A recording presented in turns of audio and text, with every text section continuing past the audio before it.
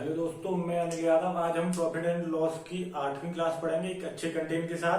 तो देखो, हमारा पहला क्वेश्चन है। एक दुकानदार 120 कुंटल गेहूं खरीदता है। इसका 20% हिस्सा 25% नुकसान पर बेचा गया। 25% लाभ हासिल करने के लिए 25% लाभ हासिल करने के लिए उसे शेष को कितने प्रतिशत लाभ पर बेचना होगा। तो देखो, हमें इस क्वांटिटी से कोई मतलब नहीं है, कितना खरीदा उसने, कितना बेचा, हमें केवल ये देखना है। उसने 20% हिस्सा 25% नुकसान पे बेचा। तो देखो, 20% की फ्रिक्शन वैल्यू मैंने तुम्हें लिखाई थी, कितनी होती है, 1/5। देखो, उसने 5 में से एक हिस्सा 25 के नुकसान पे बेच दिया, एक हिस्सा 25 के नुकसान पे बेच दिया, और उसे टोटल पे कितना लाभ चाहिए, 25% का ही टोटल पे लाभ चाहिए।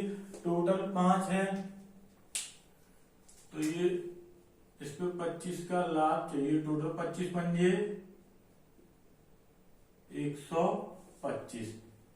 तो देखो, ये 125 का लाभ अब जो हासिल करेगा वो किस पे हासिल करेगा, जो 4 भाग रह गया उसी पे। तो एक को तो उसने घाटे पे बेच दिया, कुल 5 है, तो जो 4 रह गया उस पे ही तो हासिल करेगा लाभ। अब लाभ पे आने के लिए पहले 25 का घाटा कवर करेगा और फिर 125 का फायदा लेगा। तो कुल कितना कवर करेगा, 150 का। कितने पे, 4 पे। जब मैं इसे काटूंगा तो 4 तिया 12, 2 बचेंगे, 3 बचेंगे, और 0 4 7 28, दशमलव लगा के 0 बढ़ जाएगा, 4 पंजे 20, यानी 37.5%। अब हम चलते हैं अगले सवाल पे, ऐसे ही पे।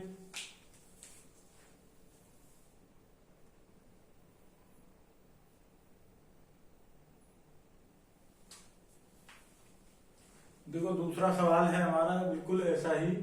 35% वस्तुओं को 65% लाभ पर बेचा गया और बची हुई वस्तुओं को X% की हानि पर बेचा गया। इस तरह अगर कुल मिलाकर 12% की हानि हुई हो तो X का मान क्या होगा, लगभग में आएगा। तो देखो, हमें कुछ नहीं करना, 35% की फ्रिक्शन वैल्यू निकालनी। 35% की फ्रिक्शन वैल्यू होगी 7/20। यही 35% की फ्रिक्शन वैल्यू कितनी है, 7/20। तो देखो, 20 में से 7 वस्तुएं जो बेची गई हैं वो 65 के लाभ पे बेची गई हैं। एक पे अगर 65 का हुआ होगा तो 7 पे कितना लाभ हो जाएगा, 7 पंजे 35, 7 छिंगे 42 और 3 45। ये क्या हुआ है, लाभ। और उसे टोटल पे अंततः आकर टोटल पे 12% की हानि हो गई है, यानी 20 पे हानि हुई। एक पे अगर 20 की हानि हुई होगी, एक पे अगर 12 की हानि हुई होगी तो 20 पे कितनी हो जाएगी, 240 की। तो देखो, पहले क्या हुआ, उसे 455 का फायदा में चला था 7 वस्तुओं तक। जैसे ही आगे बढ़ा तो शेष 13 वस्तुएं बेचने के बाद भी वह 240 घाटे में चला गया। अर्थात कुल मिलाकर उसे कितने का घाटा हुआ, 5 और 4 9 और 4 और 2 6, यानी 695 का घाटा हुआ। हुआ कितने पे, 7 पे तो फायदा हुआ था, और टोटल 20 थी, तो हुआ कितने पे हुआ, बाकी की 13 पे।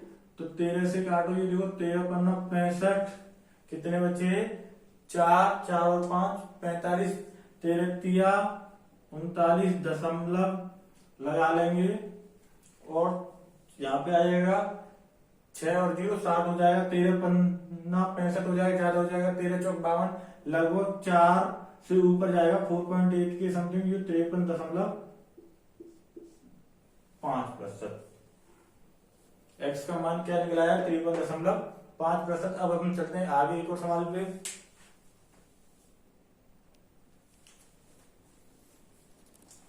तो तीसरा सवाल है हमारा, बहुत सरल सवाल है। एक व्यापारी 30 रुपए प्रति किलोग्राम की दर से ज्वार खरीदता है।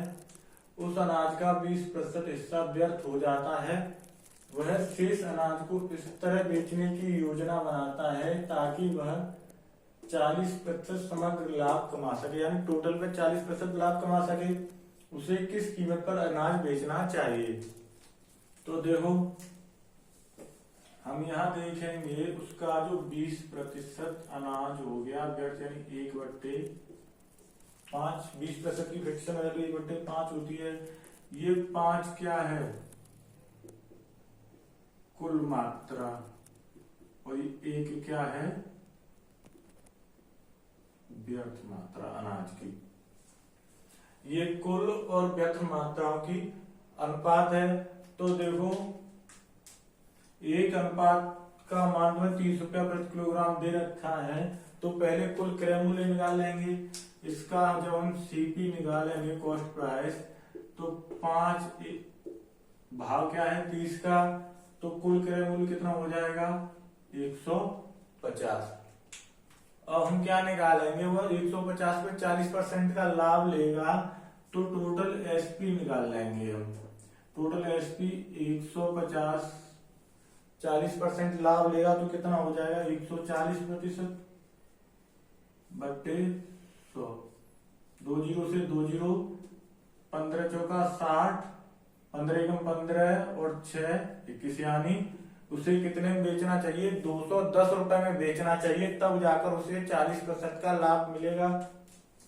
लेकिन ये 210 में कितनी मात्रा बेचेगा? 5 में से 1 खराब हो गया, तो बचा कितना होगा? 4। बचा तो 4 ही होगा। तो यहां पे लगा देंगे भाग, 4 पंजे 20, कितना बचा? 1 और ये 0 10 हो गया, 4 दूनी 8, दशमलव लगा लेंगे, 1 के पीछे 2 के पीछे 0 बढ़ जाएगा, 4 पंजे 20, यानी 52.5 रुपया प्रति किलोग्राम के हिसाब से उसे बेचना होगा। कौन सा है? तीसरा। अब चलते हैं आगे एक और सवाल पे।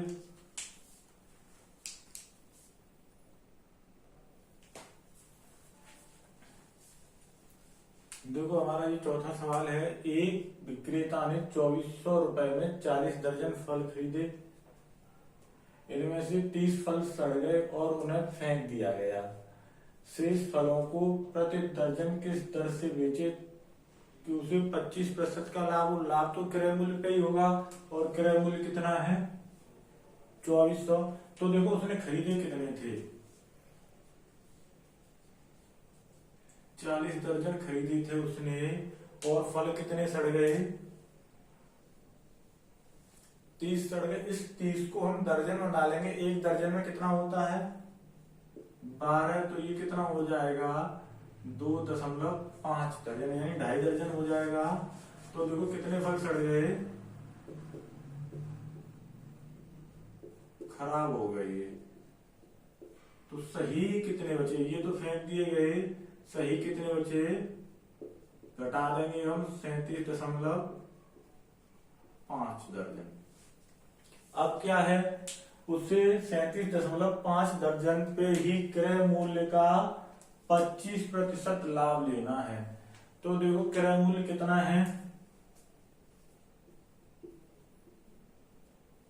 2400। 25% की वैल्यू होती है 1/4, अर्थात 4 रुपए की वस्तु पे 1 का लाभ लेगा तो कितने की बिकेगी? 5 की बिकेगी। 4 छिंगे 24 और 6 पंजे 30। तो देखो, इसका विक्रय मूल्य निकल आएगा कितना? 6 पंजे 30 और 30 के पीछे 2 जीरो। लेकिन कितने बेचेगा? 37.5 दर्जन। यहां से विक्रय मूल्य निकला आएगा प्रति दर्जन के हिसाब से। तो देखो, यहां से दशमलव हटाएंगे, 1 जीरो ऊपर बढ़ जाएगा।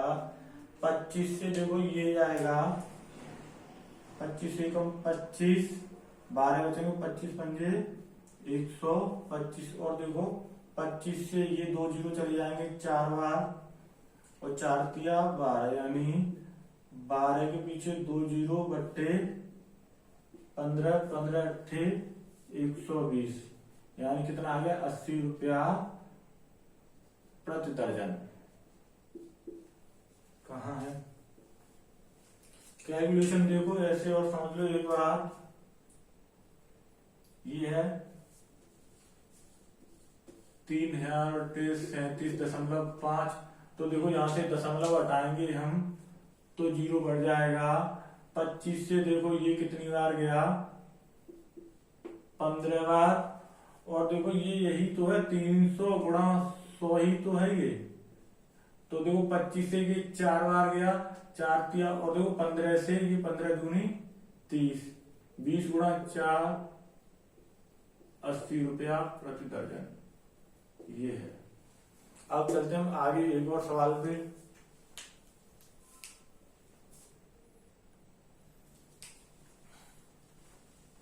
हमारा अगला 5वां क्वेश्चन है, एक व्यक्ति ने 2 वस्तुओं में से प्रत्येक को 2695 रुपए में बेचा। उसने पहली वस्तु को 18.75% लाभ पर बेचा। ज्ञात कीजिए दूसरी वस्तु को कितनी प्रतिशत हानि पर बेचा जाए, पूरे सौदे में न तो लाभ हो और न ही हानि। तो देखो हमें जो ये डाटा है, ये डाटा यूज नहीं करना, इसका कोई इस्तेमाल नहीं करना। देखो 18.75, इसकी फ्रैक्शन वैल्यू होती है 3/16। 3/16।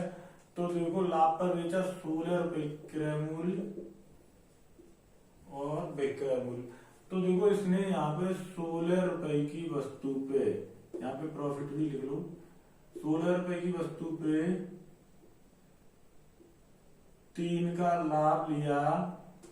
तो वस्तु बिकी कितने की, 19 की। अब हम यहाँ क्या करेंगे, दूसरी वस्तु का विक्रय मूल्य क्रय मूल्य कैसे निर्धारित करेंगे। तो देखो प्रत्येक को 2695 बेच रहा है, यानी दोनों का क्रय मूल्य समान है। तो देखो दोनों का विक्रय मूल्य समान है, सॉरी दोनों का विक्रय मूल्य समान है, तो इसका भी विक्रय मूल्य का अनुपात 19 हो जाएगा। और देखो इस पे 3 का लाभ हुआ है, और लाभ हानि बराबर करने के लिए इस पे 3 का घाटा करना पड़ेगा। 19 रुपए की वस्तु जब बिकी तब उस पे 3 का घाटा हुआ, तो वस्तु का क्रय मूल्य कितना होगा, 22। तो क्या पूछा, दूसरी वस्तु को कितनी प्रतिशत हानि पे बेचा जाए। 22 रुपए की वस्तु पे कितने की हानि हुई है, 3 की।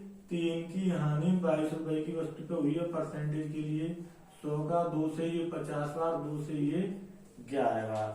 तो क्या आ जाएगा 150/11। तो देखो 11 से 11 एकम 11, कितने बचे 4, 11 तिया 33। अब कितने बचे 7, हाँ 11 छिंगे 66, 4 बचे 11 तिया 33, 13.63%।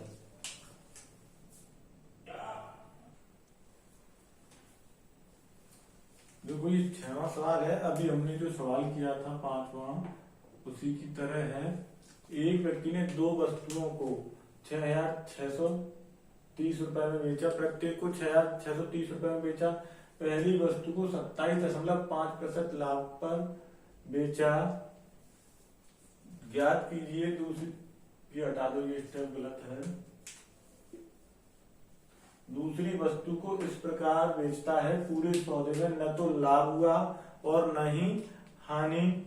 दोनों वस्तुओं के क्रय मूल्यों का अंतर क्या है। तो देखो हमें कुछ नहीं करना, क्रय मूल्य लाभ या हानि, उसमें यहाँ पे थोड़ी गलती हो गई, लाभ लिख दिया है। और देखो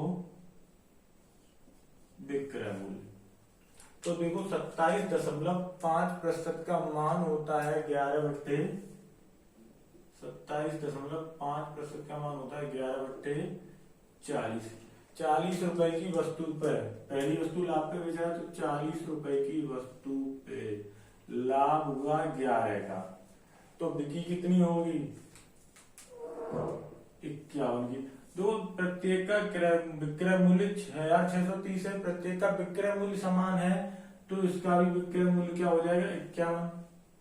और ये हानि पर बिक रही है,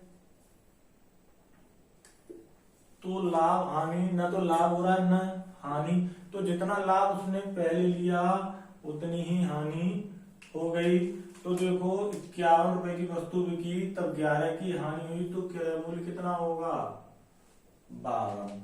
तो देखो यहाँ पे प्रत्येक का कितना है, विक्रय मूल्य 51, यही हमें कितना दे रहा है 6630। तो देखो एक अनुपात का मान कितना आ जाएगा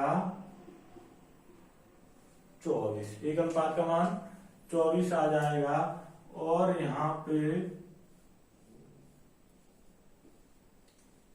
कितना अंतर है 22, 22 क्यों, एक 62 हो जाएगा ये।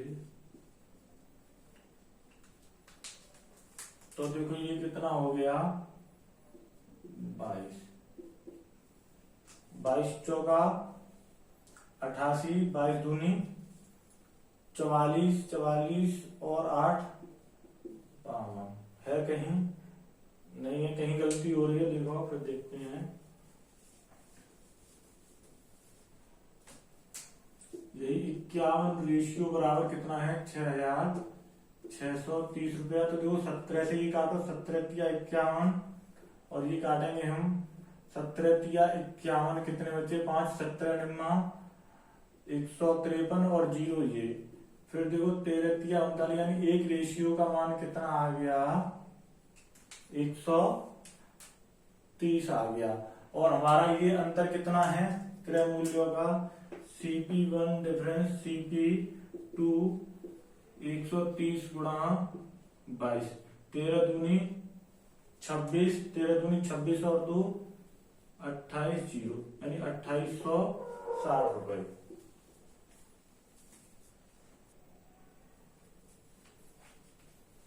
देखो हमारा अगला सवाल है, दो घड़ियों के क्रय मूल्यों का अनुपात 16:23 है। पहली घड़ी के क्रय मूल्य को 10% बढ़ाया गया, दूसरी घड़ी के क्रय मूल्य को 477 रुपए बढ़ाया गया। अब दोनों के मूल्यों का अनुपात 11:20 है। प्रारंभ में दूसरी घड़ी का क्रय मूल्य क्या था, तो देखो हमें कुछ नहीं करना, clock first ratio clock second. तो देखो इनका जो पहले अनुपात था वो कितना था 16:23। जो पहली घड़ी के क्रय मूल्य को 10% बढ़ाया गया, 16 का 10% होगा 1.6, 1.6। तो देखो ये 1.6 बढ़ जाएगा, कितना हो जाएगा 17.6। और दूसरी वाली को 477 बढ़ाया गया है। तो देखो इसके मूल्यों का अनुपात जो हमें दे रहा है वो कितना दे रहा है 11:20, 11:20 दे रखा है। तो यहाँ पे देखो 11 अनुपात कितने के बराबर है 17.6 के, यानी 1.6 के। और देखो तो यहाँ पे ये भी 1.6 गुना हो जाएगा, तो ये कितना हो जाएगा 16 दूनी 32, ये कितना हो गया 32। 11 कितने के बराबर है 17.6 के, तो 20 कितने के हो जाएगा 32 के। यहाँ पे देखो जो क्रय मूल्य पहले 23 था बढ़ के कितना हो गया 32, यानी 9 अनुपात बढ़ा कितना 9 रेशियो। यही 9 रेशियो दूसरी घड़ी के कितने बढ़ाया था 477 रुपए। एक अनुपात का मान 9×5=45, 9×3=27। एक अनुपात का मान कितना हो गया 53। हमसे पूछ क्या रहा है प्रारंभ में दूसरी घड़ी का क्रय मूल्य क्या था, प्रारंभ में दूसरी घड़ी का क्रय मूल्य कितना था 23 अनुपात 23 का गुणा यहाँ 23 का यहाँ। तो देखो क्लॉक 2 का CP कितना आ जाएगा 23 तिया 69 हासिल 6, 23 पन्ना 115 और 6 कितना हो जाएगा 121, यानी 1219 रुपए, 1219 रुपए। अब चलते हम आगे एक और सवाल पे।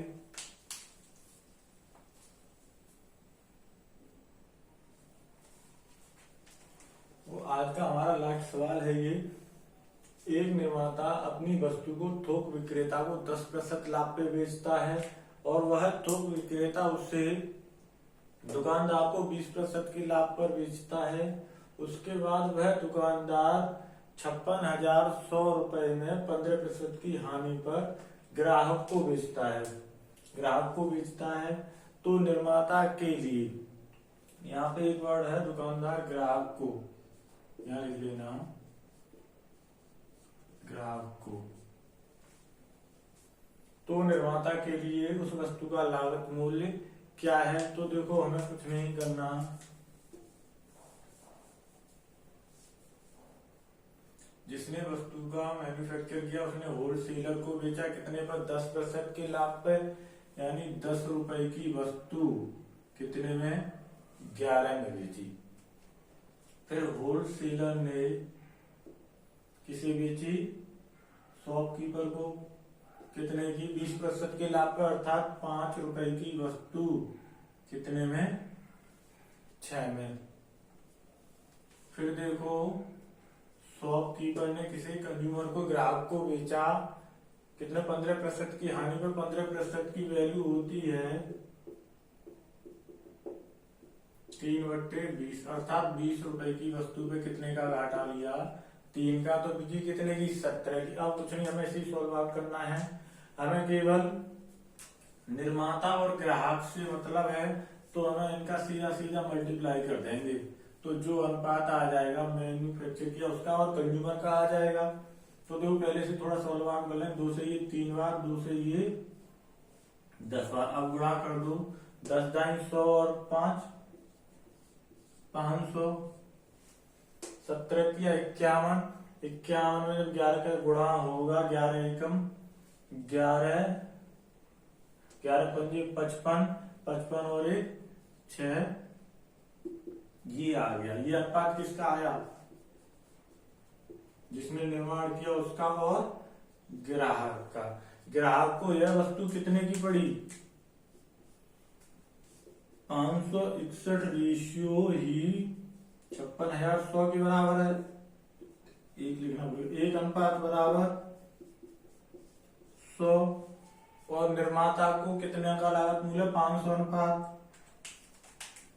तो 500 का गुणा यहाँ और 500 का यहाँ। तो निर्माता को कितना? 5 के पीछे 1 2 3 4 0। कौन सा है? ये। अगर आपको वीडियो अच्छी लगी हो तो चैनल को सब्सक्राइब करें और वीडियो को लाइक करें। Thank you.